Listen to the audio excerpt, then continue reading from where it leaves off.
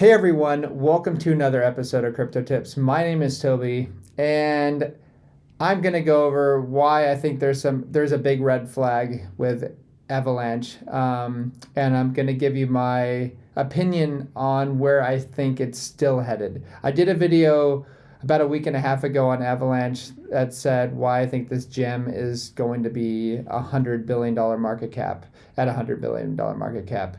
I'll let you know if my mind has changed after this. But first off, Avalanche yesterday and Monday experienced $10 fees yesterday. So this is a 10x increase in the price of fees within a very short amount of time.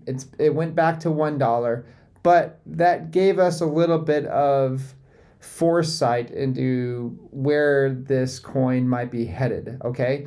And the dangers that this coin might have in the future. So let me compare some things first. You're gonna have to understand where we are headed. Ethereum has an 18 times larger market cap than Avalanche. Avalanche has a $29 billion market cap.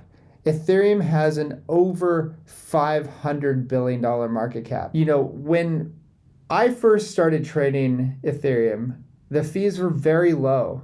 Well, that's because back then, you know, Ethereum wasn't very popular. There wasn't a ton of money in this space.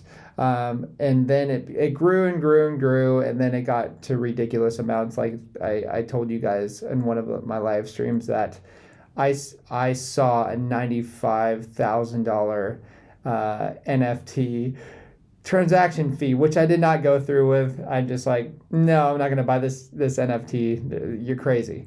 You know, this is just where we are in the bull market. But this is really important to understand. So Avalanche is a very new project, all right? So just in August, the number of transactions per day was, I think, under 100,000.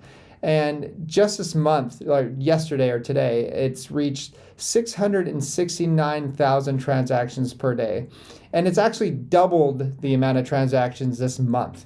So it's going crazy. And the reason why Avalanche is growing so fast and there's so many transactions on Avalanche is because the network is getting known. You know, the higher the price, the faster the price rises, more and more people want to get on top of it so they can ride the gravy train. And that's just how coins work. But it's also bringing a lot of liquidity along with it. And people understand that, hey, a lot of people don't want to wait till ETH 2.0 to come out, so they get into Solana or Avalanche. And, you know, with these new projects such as Solana and Avalanche, you're going to see big red flags. For instance, Solana was down for 17 hours, which is really bad.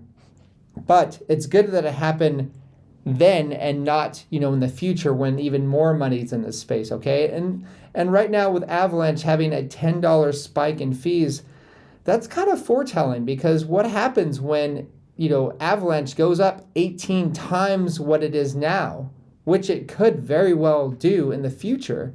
I'm not talking this bull run, but potentially next bull run. And if it does that, how high are the fees going to go? You know, keep in mind, we're only having 669,000 transactions per day. That's not as much as Ethereum. And we just saw a 10x in prices for transaction fees. So this is a big red flag, and it shows that, you know, networks have their growing pains. Not every network is perfect. I see a lot of people saying, I'm going to sell my ETH to get into Solana or Avalanche. And I'm like, hold on a second. Big money's still going to rise right in. Big money's not going anywhere. They're going to chase liquidity. Avalanche has plenty of liquidity, and it's going to be fine. It's just showing you that, hey, you might not get used to cheap prices in the future for Avalanche, and they might run into some of the similar problems that Ethereum has run into. My only hope is that they keep their project simple, their code simple, unlike Ethereum has, and which is very complicated. So that's what I had to say about Avalanche. Didn't want to scare anybody, but it is important to understand that we are in a brand new space.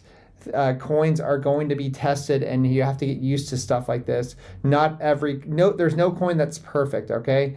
But there are coins that are really doing a good job, and I think Avalanche is doing a great job. It didn't stay at $10; it went back to $1 transaction fees, and that's fine. I think the swap fees were like $16 or $14.